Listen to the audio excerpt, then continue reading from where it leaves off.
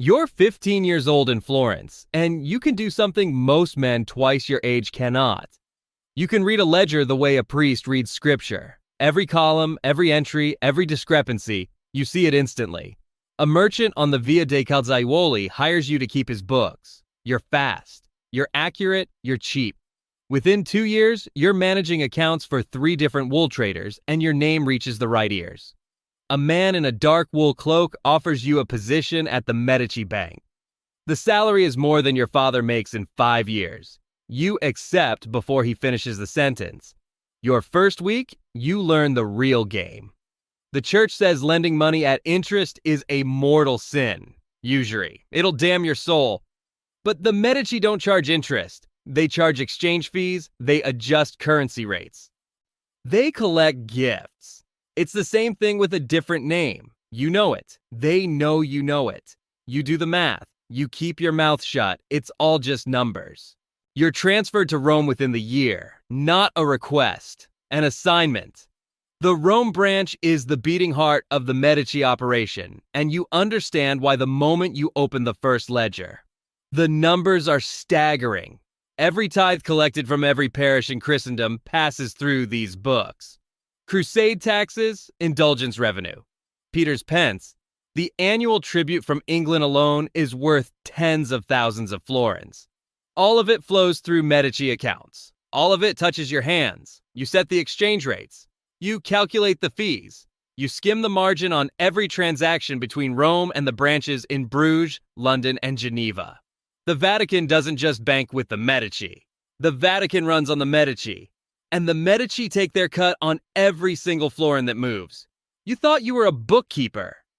You're a gatekeeper. You control the pipeline between God's money and the family that spends it. You tell yourself that's not your concern. You just move the numbers. That's what you're good at. But at night, in your room above the office, you feel the size of what you're inside. You flag nothing. You question nothing. The numbers are clean because you make them clean. And clean numbers are the most dangerous kind. A name arrives on your desk. A cardinal. You're not told which one. You're told a number, 40,000 florins, and given a list of 12 names. Cardinals, all of them. You're to arrange transfers to each one. Some as loans, some as gifts, some as payments for services that were never rendered. You don't ask what the services are. You already know. The conclave begins on a Tuesday. You sit in your office in Rome and wait. The cardinals are locked inside the Sistine Chapel. Outside, the city holds its breath. You hold yours. 3 days later, white smoke rises above the Vatican. The cardinal, the Medici's cardinal, steps onto the balcony in white vestments. The crowd kneels. You don't. You just bought a pope. The rewards come fast. A larger residence near the Ponte Vecchio. A seat at dinners you were never invited to before. The Medici's grip on papal finances tightens into a stranglehold, and you are the hand that holds the pen. You think maybe you should feel sick.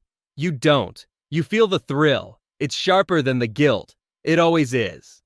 You tell yourself this is how the world has always worked. Power has a price, and someone has to count it. It's still just numbers, just bigger ones. The network expands.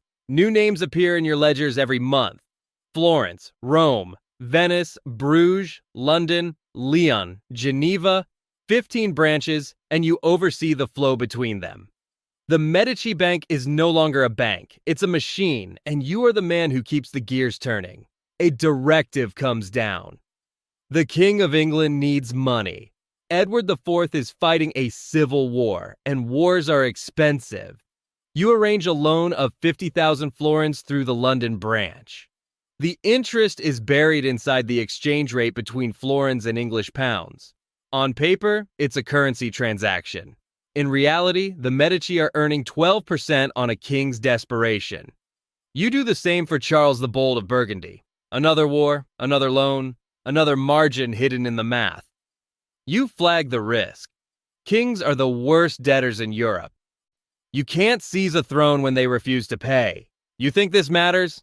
It doesn't. Your superiors don't blink. Lending to a king isn't about the repayment. It's about the leverage. A king who owes you money is a king who answers when you call. The loan is not the product. The loyalty is. You process the transfers. You bury the interest. You watch Medici money disappear into wars you'll never see, buying loyalty from men who'll forget your name. Every florin leaves a trail. You make sure the trail goes cold. Your reward is Florence itself. A residence on the south bank of the Arno with frescoed ceilings and a courtyard garden. Silk on your back. Wine from Chianti on your table every evening. You walk through streets that are being rebuilt in marble, and the money that pays for it runs through your ledgers. Botticelli is painting for the Medici. You've seen the canvases, golden light, impossible skin, gods lounging in gardens that look like Tuscany on its best day. Verrocchio is sculpting in bronze. A young apprentice in his workshop named Leonardo is already drawing things that make other artists stop and stare. Lorenzo de' Medici commissions them all. He writes poetry. He hosts philosophers. You attend a dinner where Marsilio Ficino argues about Plato's Republic for 3 hours, and Lorenzo recites verse between courses. You have the silk. You have the wine. You have the frescoes and the view of the Arno at sunset. You tell yourself you're not just counting florins. You're funding the Renaissance. You're building civilization. You're not. You're the plumbing. The money that bought those paintings is the same money you skimmed from papal taxes and buried in exchange rate margins. The beauty is real. Your place in it is a ledger entry. But you don't think about that tonight. Tonight, the wine is good and Ficino is talking about the soul. The assignment changes. Not a loan. Not an exchange. A monopoly. The Pope has granted the Medici exclusive rights to the alum mines at Tolfa. Alum, the chalky white mineral every textile mill in Europe needs to fix dye to cloth. Without it, the wool trade stops. The Medici now control the supply. You've seen the mines in the reports. Hundreds of men digging in open pits under the Roman sun, hauling rock that will be worth more than silver by the time it reaches Bruges. You structure the deal, you set the prices. You arrange distribution contracts across 6 countries, and every one of them funnels profit back through accounts that you manage. The revenue is enormous. It's also guaranteed. You've just turned a hole in the ground into a printing press for florins. But the alum is only the beginning. Lorenzo is arranging marriages now. His daughter Maddalena to the Pope's nephew. His son Giovanni, 13 years old, soft-faced, still growing into his robes, is made a cardinal. A child in red silk sitting in the College of Cardinals because Medici money put him there. You manage the funds behind every arrangement. The dowries, the bribes, the quiet payments that never appear in official records. You're not a banker anymore. You're a fixer. The man who makes power look like commerce and commerce look like God's will. You think maybe you've gone too far. Then you look at the numbers and realize you can't even see where the line was. Necessary people don't get to leave. Easter Sunday, 1478. The Cathedral of Santa Maria del Fiore, High Mass. The incense is still hanging in the nave when the screaming starts. Assassins have attacked Lorenzo and Giuliano de' Medici in the House of God. The Piazzi family, Medici rivals backed by Pope Sixtus IV and the Archbishop of Pisa, sent killers into the cathedral during the holiest service of the year. Giuliano is stabbed 19 times. He collapses between the pews, his blood pooling on marble that was laid to glorify the Almighty.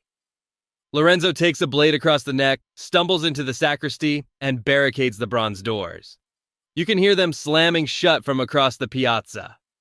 Florence doesn't mourn. Florence hunts. Pazzi conspirators are dragged through the streets by their ankles. The Archbishop of Pisa is hanged from the windows of the Palazzo della Signoria in his full vestments, his legs kicking above the piazza while the crowd watches. Botticelli is commissioned to paint the traitors' portraits on the prison walls so the city will never forget their faces. You stand in your office and look at your ledgers. Every florin you moved, every cardinal you paid, every loan you buried. It's all in these pages. You're not a banker, you're not a fixer, you're a witness. The most dangerous kind, the kind who wrote everything down. You'd give anything to be back in that counting house on the Arno, tallying wool bales for a merchant who didn't know your name. You can't go back. You know too much. You're the ledger that can't be burned. A report arrives from London. Edward IV has defaulted. The entire loan, gone. The London branch writes off the loss and closes its doors. You saw this coming. You flagged it years ago. No one listened. Then Bruges. Charles the Bold is dead, killed at the Battle of Nancy, and his debts die with his body in a frozen ditch. The Bruges branch hemorrhages money. It contracts. It shuts down. Lyon pulls back. Geneva follows. One by one, the branches go dark. Lorenzo is spending faster than the empire can bleed. The Pazzi War cost a fortune. Political survival costs more. He needs money, and the bank doesn't have it. So he takes it from somewhere else. The Monte delle Doti, Florence's public dowry fund, the money that working families set aside so their daughters can marry. Lorenzo drains it. Public money poured into private ruin. You run the numbers. You already know what they say. The bank is insolvent in everything but name. You bring the ledger to Lorenzo. He looks at you the way a man looks at a wall he's already decided to walk through. There are bigger concerns, he says. The French, the Pope. You walk back to your desk. You'd kill for a boring day at the counting house. Just woolen numbers and a clean conscience. The building is on fire. No one will leave. And you're the one who can read the flames. Lorenzo dies in 1492. His son Piero inherits everything. Piero is not Lorenzo. You know this the moment he sits behind the desk. He has his father's name and none of his instincts. 1494. Charles VIII of France marches an army into Italy. Piero rides out to negotiate and surrenders 3 Florentine fortresses without a fight. He gives away in hours what Lorenzo spent a lifetime defending. The city finds out. The city turns. The mob storms the Medici palazzo. They tear through the halls, smashing sculptures, shredding tapestries, hauling away anything they can carry. Your ledgers are inside that palazzo. Every transaction, every bribe, every cardinal bought, every loan buried, every florin skimmed from the Monte delle Doti. Your entire career is in those pages, and the mob is standing on top of it. Savonarola rises in the vacuum. And the bonfires begin. Vanities, paintings, mirrors, anything that smells of the old Florence fed to the flames. You think about running. You think maybe you can disappear into the countryside, find a village that doesn't know your face. But everyone who matters knows who kept the Medici books. You're not a banker. You're not a fixer. You're not a magician. You're evidence. You told yourself it was all just numbers. You were right. You're just a number now. A line in someone else's ledger, and someone is deciding whether to cross it out.